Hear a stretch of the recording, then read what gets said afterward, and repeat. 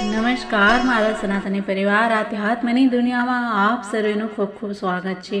યોગેશ્વર શ્રી કૃષ્ણ, જી હા મિત્રો, બાલકૃષ્ણ કહેવાય છે। બાલકૃષ્ણની લીલા યોગેશ્વરથી કોઈ કમ નથી, પરંતુ બાલકૃષ્ણની જે લીલા છે એ તો ભક્તિનું દાન છે, અને હા, સાથે સાથે રાક્ષસોનો સંહાર પણ છે, કેમ કે રાક્ષસોથી મુક્ત ભક્તોનું જીવન એ જ પ્રભુનો ઉદ્દેશ્ય હોય છે। તો મિત્રો, આજ કથાઓમાં આપણે આગળ વધીએ, પરંતુ એ પહેલાં તમે જો આ ચેનલ પર નવા હો તો સ્પિરિચ્યુઅલ વર્લ્ડ આધ્યાત્મિક ચેનલને સબસ્ક્રાઈબ કરી લો, સાથે સાથે બાજુના બેલ આઇકનને પણ દબાવી દો, જેથી કરીને નવી વિડીયો તરત જ પ્રાપ્ત થઈ શકે। તો મિત્રો, આવો આપણે વધીએ આગળ। શ્રી કૃષ્ણ જ્યારે બાળ લીલાઓ કરે છે ત્યારે ગોપીઓ ખૂબ ખુશ થાય છે અને એમને જોતી જ રહે છે।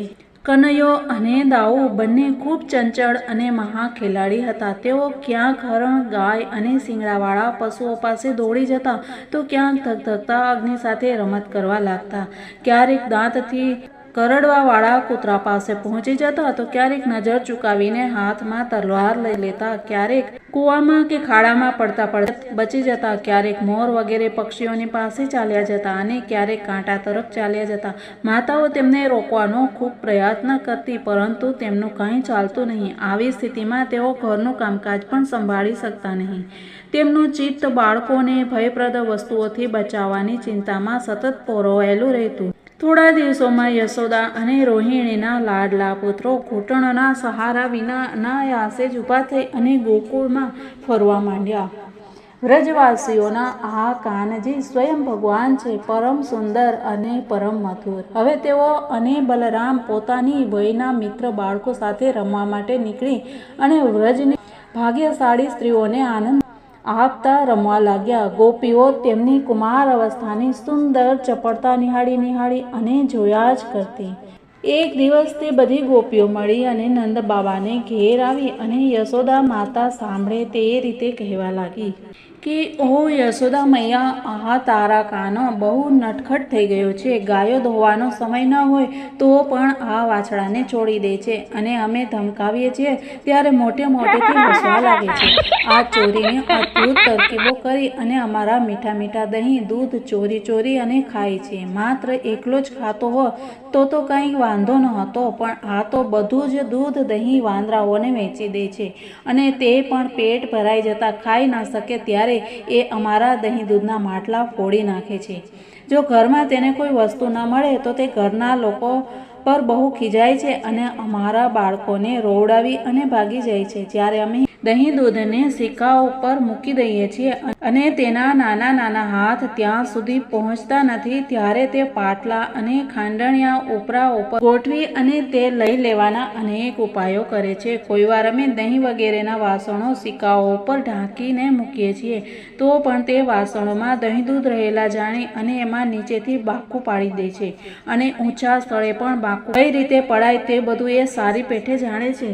જ્યારે અમે અંધારામાં અમારી વસ્તુઓને છુપાવી રાખીએ છીએ, ત્યારે હે નંદરાણી, તમે જે તેને અનેક રત્નો આભૂષણો પહેરાવ્યા છે ને, તેના પ્રકાશથી તે પોતાની મેળે બધું જોઈ લે છે। તેના અંગમાં પણ એવી જ્યોતિ છે કે જેનાથી તેને બધું જ દેખાઈ જાય છે। આ એટલો ચાલાક છે કે કોણ ક્યારે ક્યાં હોય છે તેનું ધ્યાન રાખે છે, અને અમે બધા ઘરના કામકાજમાં લાગેલા હોઈએ ત્યારે તે પોતાનું કામ ચૂપકેથી કરી લે છે। આટલું કર્યા પછી પણ તે નિર્લજ્જ તો કેવો છે, ઉલટા અમને જ ચોર બનાવે છે અને અમારા ઘરનો એ માલિક બની જાય છે। એટલું જ નહીં, આ અમારા લીપેલા પોતેલા સ્વચ્છ ઘરોમાં શૌચ આદિ ક્રિયાઓ કરે છે। જરા જુઓ તો તેની સામે, ત્યાં તો ચોરીની અનેક તરકીબો કરી અને પોતાનું કામ સાધી લે છે, અને અહીં જાણે પથ્થરની મૂર્તિ ઊભી છે। વાહ રે ભોળા ભલા સાધુ! આ પ્રમાણે ગોપીઓ કહેતી જતી અને શ્રી કૃષ્ણના ભીતચકિત ડરેલા નેત્રોથી યુક્ત મુખ કમળને નિહાળતી જતી, અને તેમની આ દશા જોઈ અને નંદરાણી યશોદા ગોપીઓના મનનો ભાવ જાણી લેતા, અને તેમના હૃદયમાં સ્નેહ અને આનંદનું પૂર આવી જતું। તેઓ એ રીતે હસવા લાગતા કે તે પોતાના લાડલા કનૈયાને ઠપકો પણ આપી શકતા નહીં, અને ધમકાવવાની તો વાત જ બાજુ પર રહી। એક દિવસ બલરામ વગેરે ગોપ બાળકો શ્રી કૃષ્ણ સાથે રમી રહ્યા હતા. તે લોકોએ મા જશોદાજીને આવી અને કહ્યું કે મા કનૈયાએ માટી ખાધી છે. હિતૈષિણી યશોદાએ શ્રી કૃષ્ણનો હાથ પકડી લીધો. તે વખતે શ્રી કૃષ્ણની આંખો ભયથી ગભરાયેલી હતી. યશોદાજી ઠપકો આપતા કહેવા લાગ્યા કે અલ્યા ઓ ચપળ મનના કૃષ્ણ, તું હમણાંનો બહુ મનમાની કરવા લાગ્યો છે. તે છુપાઈ અને માટી કેમ ખાધી? જો આ તારા મિત્રો શું કહે છે? તારા મોટા ભાઈ દાઉ પણ તેમની સાક્ષી પૂરે છે. ત્યારે શ્રી કૃષ્ણ ભગવાન કહે છે કે માં, મેં માટી નથી ખાધી. આ બધા જૂઠા છે. જો તમે એમની વાત સાચી માનો છો તો મારું મોઢું તમારી સામે જ છે. તમે તમારી આંખોથી જોઈ લો. યશોદાજીએ કહ્યું કે સારું, જો એવું જ છે તો મોઢું ખોલ. યશોદાજીના કહેવાથી ભગવાન શ્રી કૃષ્ણએ પોતાનું મોઢું ખોલી દીધું. પરીક્ષિત, ભગવાન શ્રી કૃષ્ણનું ઐશ્વર્ય અનંત છે. તેઓ માત્ર લીલા માટે જ મનુષ્યના બાળક બન્યા છે. યશોદાજીએ જોયું કે શ્રી કૃષ્ણના મુખમાં ચર અચર સંપૂર્ણ જગત વિદ્યમાન છે. આકાશ, દિશાઓ, પર્વતો, દીપો અને સમુદ્રો સહિત સંપૂર્ણ પૃથ્વી, વહેતો વાયુ, વૈદ્યુત, અગ્નિ, ચંદ્ર અને તારાઓની સાથે સંપૂર્ણ જ્યોતિષ ચક્ર, જળ, તેજ, પવન, વૈકારિક અહંકારના કાર્ય, દેવતા, વિયત, મન, ઇન્દ્રિય, પંચ તન્માત્રાઓ અને ત્રણેય ગુણ શ્રી કૃષ્ણના મુખમાં જોવા મળ્યા. પરીક્ષિત, જીવ, કાળ, સ્વભાવ, કર્મ અને તેની વાસના તથા શરીર વગેરેના દ્વારા વિભિન્ન રૂપોમાં દેખાતું આ બધું વિચિત્ર જગત અને પોતાની સાથે આખું વ્રજ તે પહોળા કરેલા પુત્રના નાનકડા મુખમાં જોઈ યશોદાજી શંકામાં પડ્યા. તેઓ વિચારવા લાગ્યા કે આ કોઈ સ્વપ્ન છે કે ભગવાનની માયા? ક્યાંક મારી બુદ્ધિમાં તો ભ્રમ ઊભો થઈ ગયો નથી ને? સંભવ છે કે મારા બાળકમાં જ કોઈ જન્મજાત સિદ્ધિ હોઈ શકે, જે ચિત્ત, મન, કર્મ અને વાણી દ્વારા સારી પેઠે અને સુગમતાથી અનુમાનનો વિષય બનતા નથી. આ સંપૂર્ણ વિશ્વ જેમનો આશ્રિત છે, જે આના પ્રેરક છે અને જેમની સત્તાથી જ આની પ્રતીતિ થાય છે, જેમનું સ્વરૂપ સર્વદા અચિંત્ય છે, તે પ્રભુને હું પ્રણામ કરું છું. આ હું છું અને આ મારા પતિ તથા આ મારો પુત્ર છે. સાથે સાથે હું રાજની સઘળી સંપત્તિની સ્વામીની ધર્મપત્ની છું. આ ગોપીઓ, ગોપ અને ગોધન મારે આધીન છે, જેમની માયાથી મને આ પ્રકારની કુમતીએ ઘેરી લીધી છે. તે ભગવાન જ મારા એકમાત્ર આશ્રય છે. હું તેમને શરણે છું.